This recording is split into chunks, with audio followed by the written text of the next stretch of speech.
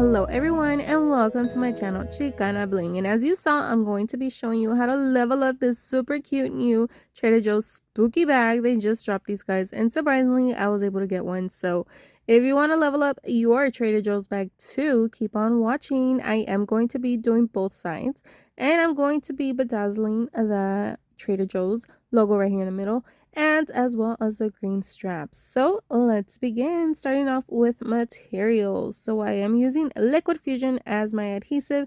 I do have it in my applicator bottle right here just to make it easier to apply the glue where I need it to be. I also do have my pickup tool that I'm going to be using to apply my rhinestones. It is double-sided, so that helps a lot.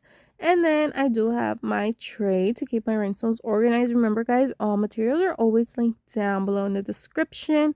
And to begin, I am going to be using orange jelly rhinestones. So right here I have sizes 6, 10, and 16.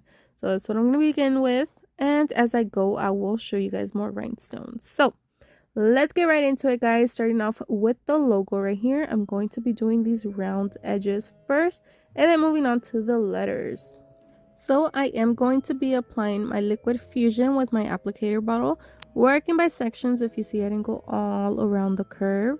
I just did a small area so my glue stays fresh, and then I started applying the rhinestones. For this area, I did use the SS6 for those tiny little corners, one on each side. And then I went in with the SS10 to fill in that whole line. Again, you can see me there applying more glue, still working by sections. Remember to always double check your work. Make sure your rhinestones are exactly where you want them to be. And I do love using these jelly rhinestones because I feel like they stand out more with the glare. You know, that AB tone. It just looks beautiful. So right there, checking my work, and then I'm going to do the same thing to the other side at the bottom.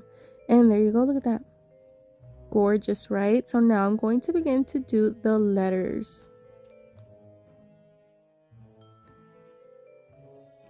For the letters, again, I am working by sections, applying the glue all around the letter and then going in with the rhinestones. Depending on the area, that is the size rhinestone you want to use. You want to make sure the rhinestone fits in that area and it's not overlapping so you can clearly see the letters. So basically for the letters, I did use the SS6 for the tiny corners just to fill them in. The middle size areas, I used the 10, and then for the bigger areas, I used the 16, just filling it in as it goes, working letter by letter. Very easy guys. So just remember, make sure the rhinestone fits, because you don't want to lose the shape of the letter, you know, then you're not going to be able to see it and you're going to be like, what does that even say? You know what I mean? If that makes sense. So yeah, working letter by letter, make sure your rhinestones are exactly where you want them to be, nice and neat. So same process throughout the whole letters. I'm going to let it run a little bit so you guys can see letter by letter how I did it.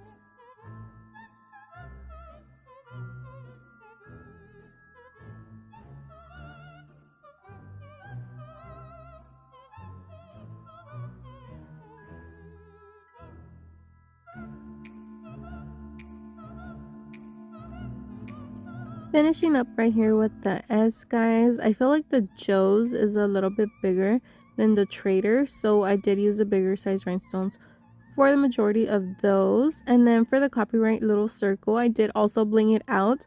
I just used the SS6 to cover it all the way around, and then that R in the middle, I just put 4.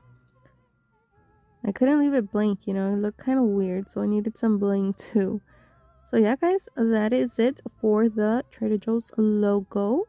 And then now I'm going to do the straps as well because it needs more bling, you know. So what do you guys think? Doesn't it look super cute already? So now for the green straps, I am going to be using jelly green rhinestones and a mixture of sizes running from SS20 all the way to SS6. For the straps, I did do a scattered method. So I started off by applying a few dots of glue and then applying randomly my rhinestones around that area where I had the glue dots. I wanted a scattered method. I feel like it looks cute. It gives it a kind of spooky look as well, you know, the randomness. I think it looks super cute. Working by sections again to make sure my glue does not dry out. And then you can see me right here applying more dots, working by sections, and then applying my rhinestones. Just all randomly, there was no pattern here.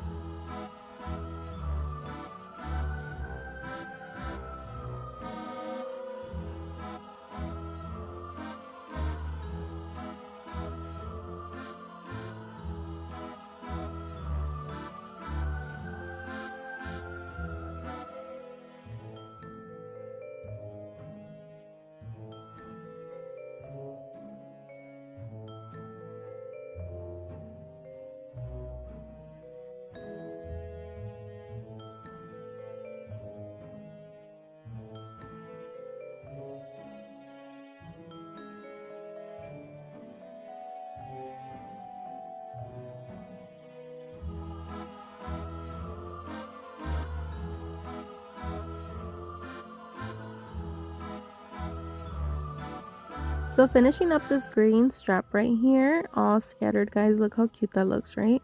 So I did the same exact thing to the other side as well, all random, and look how cute it was coming out guys. The whole look is coming together. So once I finished up on this side, I did let the bag dry for a few hours. Look how cute that is, right? And then I did the same exact thing to the other side. You do want it to dry though, so when you are working on the opposite side, the rhinestones do not mess up because they're still fresh. A few hours later, I did the other side. So guys, look at this. The complete and finished results, guys. Oh my gosh, I have to admit, I am obsessed. I love the way it came out. Definitely giving me those much needed spooky vibes. I love it, guys. I'm going to be using her all month long. I do love to use my Trader Joe's bags, guys. So yes. Now that you know how to bling it, are you going to go ahead and bedazzle yours? Guys, remember this does apply to any Trader Joe's bag. Bedazzle it any way you want. Thank you so much for watching. I do hope you enjoyed this video. I hope you learned a little something. And don't forget to give this video a like, subscribe if you have not. If you already did, thank you so much. I really do appreciate it. Stay tuned for many more DIYs coming soon, guys. All right, I'll see you guys on the next one. Bye.